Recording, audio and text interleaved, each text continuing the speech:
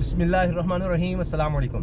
وہ جو کہتے تھے کہ جی ججز کی آڈیوز ہیں اور دیکھیں اس پر تحقیقات ہونی چاہیے، بلائیں گے ہم چیف جسٹس کو بھی بلا سکتے ہیں، ہم جناب سارے ججز کو بلائیں، حتیٰ کہ اس طرح کی باتیں کی گئی جیسے کوئی گرفتاری کر لیں گے، ان کو ہٹا دیں گے۔ ابھی حال ہی میں رانا ثناء اللہ کہہ رہے تھے کہ جی ایگزیکٹو آرڈر کے تحت چیف جسٹس لگائے گئے تھے، افتخار چودھری جب بحال ہوئے تھے تو یہ بھی اسی آرڈر کے تحت تھے، تو ہم واپس بھی لے سکتے ہیں، ہر طرح کا ہتھیار بھی استعمال کریں گے۔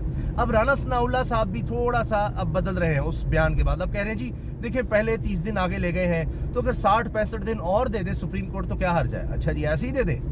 اب وہ جو دھونس دھمکیاں بلانا، اچھا جی سپریم کورٹ رجسٹرار کیوں نہیں آ رہا، آئے جی، یہ سب چیف جسٹس کو پریشر میں لانے کے لیے تھا۔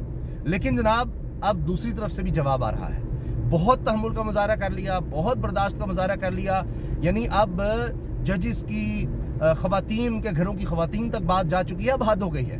اب کہیں جا کر تو جناب کوئی سزا سنانی ہوگی۔ 14 مئی کو جب الیکشنز ہوتے نظر نہیں آ رہے، سب نے بار بار جھٹلایا ہے سپریم کورٹ کے فیصلوں کو، تو پھر کوئی کیوں مانے گا؟ یہ ایک نئی روش پڑ گئی ہے۔ تو اب جناب 11:30 بجے جمعے کا دن ایک دفعہ پھر، اور اس دن سپریم کورٹ نے تمام پارٹیز کو بلا لیا ہے کہ جی مذاکرات میں کیا ہوا۔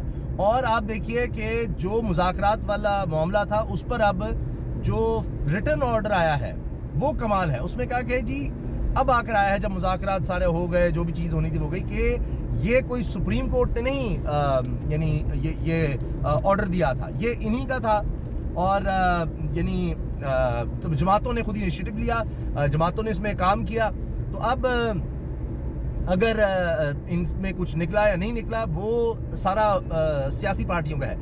سپریم کورٹ کا آرڈر 14 مئی کا وہیں ہے، یہ بہت سگنیفیکنٹ بات ہے۔ سپریم کورٹ کا آرڈر ہے 14 مئی کا، یعنی قانون آئین کے مطابق سپریم کورٹ 14 مئی پر ہی ہے۔ اب ہو گیا یہ معاملہ کہ نظر آ رہا ہے کہ سپریم کورٹ کے آرڈر پر عمل درآمد نہیں کیا گیا۔ اب بات یہاں سے آگے چلے گی کہ جس نے نہیں کیا اب اس کو سزا کی طرف معاملہ جانا چاہیے، کیونکہ پانی اب سر سے گزر چکا ہے۔ اور اعتزاز احسن صاحب بھی اس بارے میں کہہ چکے ہیں کہ ایک دفعہ سپریم کورٹ ایک دفعہ فیصلہ سنا دے، ایک دفعہ سزائیں سنا دے کہ جس نے عمل نہیں کیا، توہین عدالت کی کارروائی کا کر دے، جو بھی فیصلہ سنانا ہے اس حوالے سے، پھر دیکھیں کیا ہوتا ہے۔ جو اس کے باوجود یہ کہہ رہے ہیں جی کر دے، شہباز شریف کو نااہل کر دے، ہم عمل درآمد نہیں ہونے دیں گے، ہم یہ کر دیں گے، وہ کر دیں گے، بہت آگے تک جائیں گے، تو یہ چلے جائیں آگے تک۔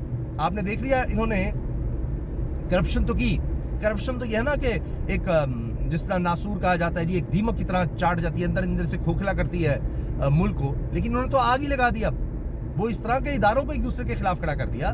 تو یہ جب ایک دفعہ سزا سنا دی جائے گی، اس پر عمل درآمد اگر نہیں یہ کریں گے تو پھر کیا ہوگا؟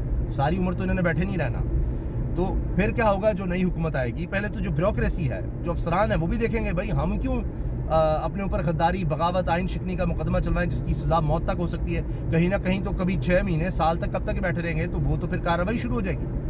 تو لہٰذا ان کے لیے بڑی مشکلات ہو جائیں گی، اور کوئی سپریم کورٹ پیچھے نہیں ہٹی۔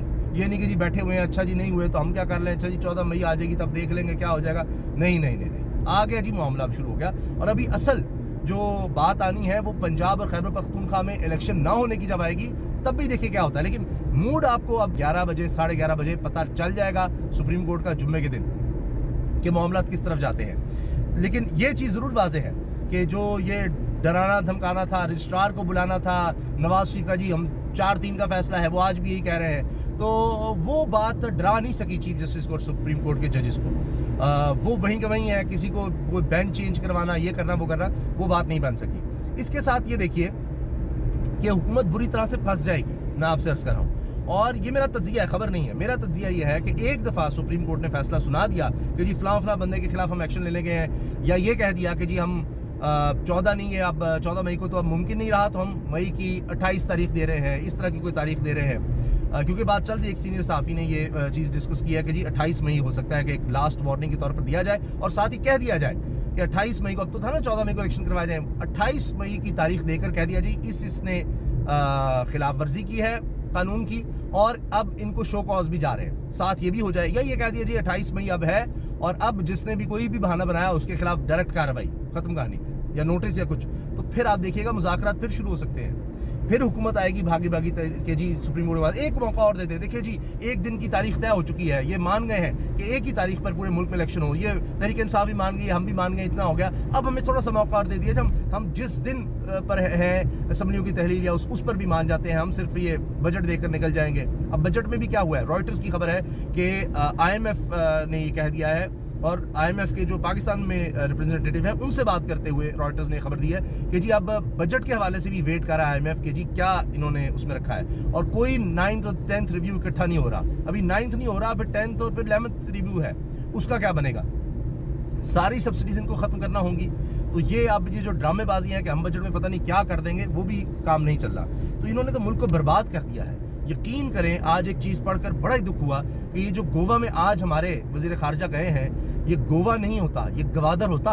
ये शंघाई ताउन की तंजीम गोवा की जगह, वो भी एक साहिली इलाका है, तो गवादर में ये सब कुछ हो रहा होता। जहाँ आप देखिए ये शंघाई ताउन तंजीम इतनी अहम है कि ये नेटो टाइप, यानी जिसकी कल को अपनी फ़ौज भी हो सकती है, जहाँ रूस और चीन शामिल है, ये वो इलाकाई ताउन की तंजीम है, इलाकाई ताउन की तंजीम। जिस तरह पे अमेरिका ने नेटो बनाया था, उसमें मगरबी ममालिक को शामिल करके ये बेसिकली रूस के खिलाफ एक इकट्ठ किया था, तो ये हो सकता है। तो वो अगर गवादर में हो रहा होता तो सोचिए हम क्या होते। लेकिन आज हमारी मईशत इन्होंने बर्बाद कर दी, इदारों में टकराव इतना पैदा कर दिया, इन्होंने तो तवज्जो ही नहीं दी। आज दहशतगर्दी की खबरें आती हैं कि जी 6 हमारे जवान शहीद हो गए, 8 हमारे साथीज़ा शहीद कर दिए गए, और ये कार्रवाइयाँ हो रही हैं एक एक दिन में। तो तवज्जो सारी क्या है? सुप्रीम कोर्ट के खिलाफ, जजेस के खिलाफ तवज्जो ही नहीं है। और पाकिस्तान बार और सुप्रीम कोर्ट बार के दरमियान जिस तरह की लड़ाई देखी गई है, कि वो पाकिस्तान बार जो है वो इदारा क्या कर रहा है जी, सुप्रीम कोर्ट बार के अहदेदारान को जनाब हटा रहा है, और सुप्रीम कोर्ट बार जो है बदले में जनाब पाकिस्तान बार के लोगों की जो रुकनीत है वो ख़त्म करेगी जी, सुप्रीम कोर्ट में बैठ किसी ना कर सके। इन्होंने हर इदारे में यही होता है कि ऐसा टकराव पैदा कर दिया है पार्लियामेंट और सुप्रीम कोर्ट के दरमियान, बार्स के दरमियान, हर एक को लड़ा के रख दिया है, तबाही कर दिया है। वो जो मैं कह रहा हूँ, उन्होंने करप्शन करके तो खोखला किया, ये इदारों को एक दूसरे के खिलाफ खड़ा करके इन्होंने आगे लगा दिया है। ये होता है माफिया, ताकि ये मुल्क की बेशक कमज़ोर हो जाए, हम तो बचे रहे ना। क्योंकि अगर आप गवर्नेंस के ऊपर और अवाम की हिमायत के वजह से हुकूमत कर रहे होते तो ये ना करना पड़ता आपको, ये माफिया की तरह इदारों को टकराना और ये आइन को तोड़ना, ये काम ना करने पड़ते। तो अब इनको लेने के देने पड़ेंगे। इसके साथ आप देखिए इसकी एक मिसाल, ये कहते हैं जी क्या हो जाएगा, एडिशनल DG एंटी करप्शन, आपने देखा पूरे मीडिया के सामने माफ़ी मांगी गई उनकी तरफ से, क्योंकि हाई कोर्ट के ऑर्डर थे। ये हाई कोर्ट है, उससे ऊपर होती है सुप्रीम कोर्ट, और वो ये नहीं कि आइन तोड़ा है, आइन की खिलाफ वर्जी है, वो हाई कोर्ट के ऑर्डर की खिलाफ वर्जी थी, और उसके बावजूद वहाँ जाकर ऑपरेशन किया, DG एंटी करप्शन कहा जी आप सबके सामने जाके माफ़ी मांगे, और अब माफ़ी मांग रहे थे जी, मैं माजरत खा हूँ जी, वो परवेज़ इलाही साहब और उनके घर हमने जो कुछ किया और वो सारा कुछ किया। तो ये हाई कोर्ट के ऑर्डर पर अगर DG एंटी करप्शन को ये करना पड़ सकता है, एडिशनल DG को, तो ये अगर सुप्रीम कोर्ट के ऑर्डर्स हो जाएं तो फिर सबको जनाब लाइन में लगना पड़ सकता है, क्योंकि सुप्रीम कोर्ट के अहकामात हाई कोर्ट पर भी हैं, सब पर हैं। तो लिहाजा अगर एक दफ़ा, और मुझे बड़ी उम्मीद है कि चीफ जस्टिस जो है वो जिस तरह पहले दबाव में नहीं आएंगे, लेकिन अब वक्त आ गया है कि वाज़ेह अहकामात देने का। सिर्फ यही नहीं कि जी चूँकि एक दफ़ा होता है, 2 दफ़ा होता है, बहुत तमुल का मुजाहरा हो गया, मुज़ाकरात का भी हो गया, सारा कुछ हो गया। अब नज़र आ रहा है जब उधर से इस तरह के बयानात आ रहे हैं तो ये काफ़ी हैं कि सुप्रीम कोर्ट अब सज़ा की तरफ आए, और उसके बाद ये सीधे हो जाएंगे इंशाल्लाह। अच्छा जी, आखिर में मैं ये अर्ज़ करना चाह रहा हूँ कि बिलावल साहब ने जो काम किया है, वो हेडलाइंस जो बनी हैं वो देखिए आप, कि जी जयशंकर भारत के वज़ीर ख़ारजा से हाथ मिला लिया है। बिलावल ने यही काम वो करने गए थे, भारतीय वज़ीर ख़ारजा से पाकिस्तानी वज़ीर ख़ारजा ने हाथ मिला लिया।